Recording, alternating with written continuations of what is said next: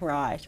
I know this is sounds like an interrogation, but what I'm trying to do is get a handle to see how dependent you are on the alcohol physically, which is really important for us to know whether you need a detox or not.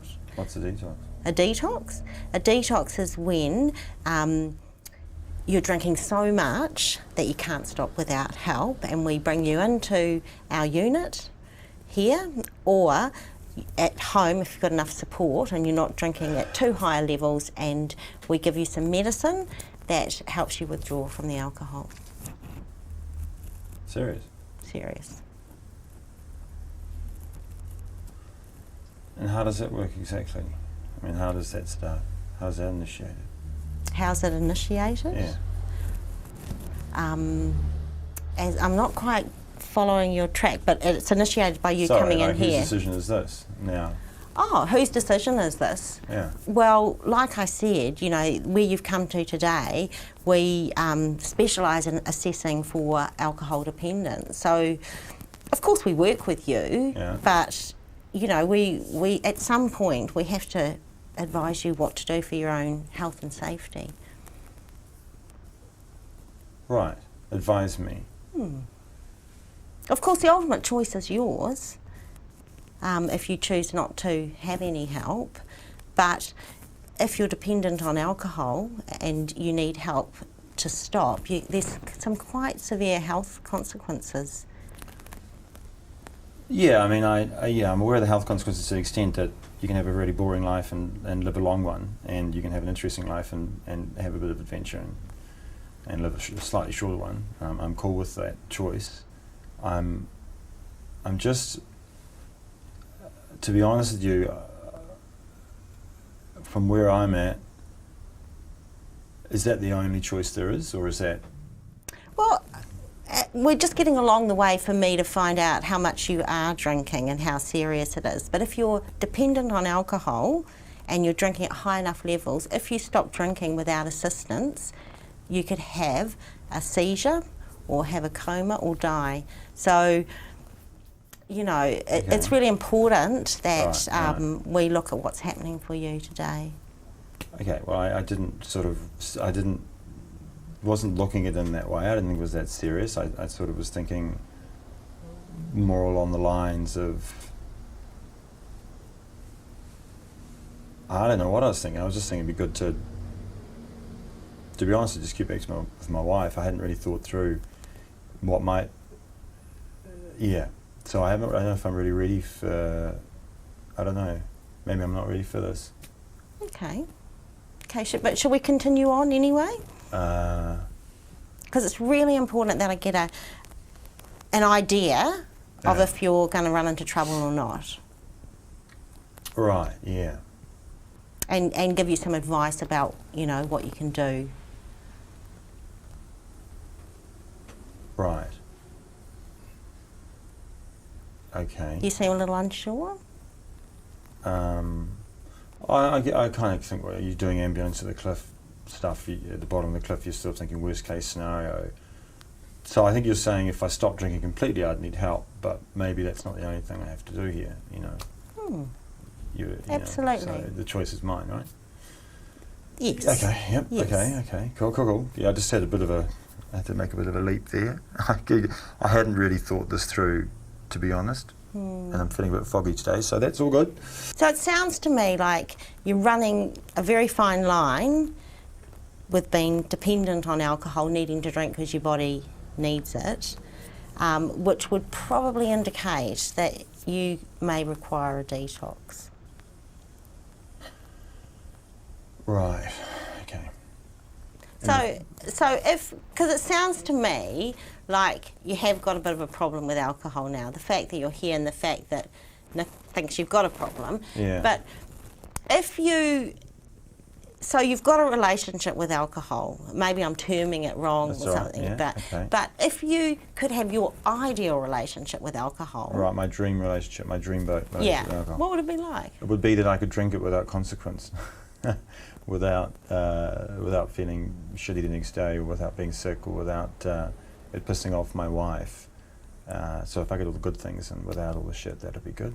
Yeah. But that's not possible. So you're asking for, actual possible future scenarios. No, I'm asking, so it sounds to me, because you said right in the beginning that you've always liked drinking, you know, like you like the effects the positive effects. Yeah, I don't really, I mean, it's something that I wouldn't really know how to be in many, you know, it's kind of hard to describe, but it's been a part of my life and a part of how I relate to people, part of how I socialise and who So it's I a am. really big, important part of your life, Yeah. alcohol and socialising and Yeah, having a good time. yeah.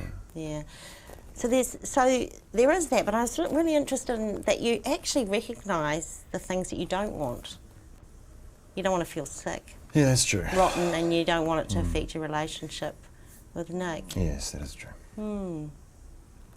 So your ideal relationship with alcohol would be that you'd still have some, but you wouldn't have the consequences.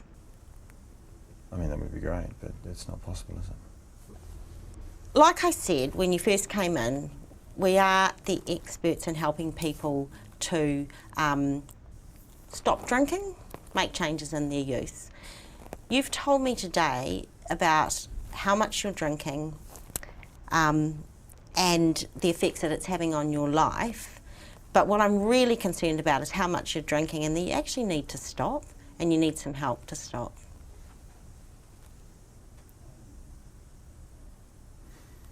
Okay. So I'm going to give you some information about what that might look like. You need to come back for another assessment with one of the extra specialist nurses that works upstairs in the unit, because I think that your drinking's at that level. And from there, we need to do some blood tests to see how unwell your liver is. We need to have you see one of our doctors here, and then I think you need to come in for some treatment. And you base that on me telling you how much I've been drinking? Absolutely. Right. I think you don't realise how significant your use is at this point, and how much damage you're doing to yourself and your family. You don't think I realise? No. Even though that any information you've got from me today has come from me, right? Haven't I just told you? Yeah, you have, but you kind of, you know, there's a little bit of you, well, there's actually not a little bit, there is a bit of you, reasonable amount, that recognises the impact that you're having on other people, and I think you owe it to yourself Gee, thanks. Yeah. to do something about it. Yeah. Right. Yeah. Cool. You know, and I've tried the, you know, be the nice nurse sort of thing, but I didn't seem to be getting anywhere with you. So, you know, I just needed to tell you what I think you needed. You know, and I deal with this all the time. Have people coming through, and, you know, sort of, I can do some nice sort of talking stuff, but at the end of the day, I'm here to help you. I'm here to make you healthier. And my advice would be that you would come back for a second assessment and do something about your drinking. Come for a second assessment and meet these people, the nurse and the doctor. And Have some blood tests. I think you'd be shocked at what sort of state your liver was in. Maybe not. Can't wait. So when would that be? Well, Second meeting thing? Given how much you're drinking at the moment, I would make you an appointment for the end of the week. Right. So you think, okay. All right. Okay. So what are you hesitant about?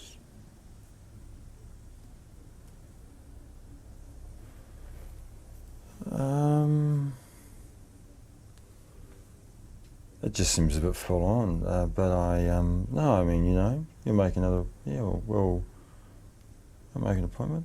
Okay. Okay. And you know, it's kind of, I don't like getting forceful, No, but no, you no. kind of needed that. Yeah. You know? You think so? Yeah. So shall we, are you happy with that decision? Your decision. Well, it's kind of our decision because you've agreed to it.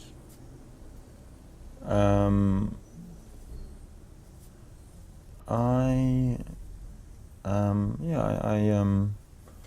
think we can make an appointment. Yeah. Cool. Okay. Well, thanks for coming, and I'll look forward to seeing you when you're upstairs, because I'm pretty sure that that's the path you're going to take. Okay. Good. No more questions? Good. Excellent. Cool. Thanks. Okay. I'll see you out then. That'll be great. Thanks.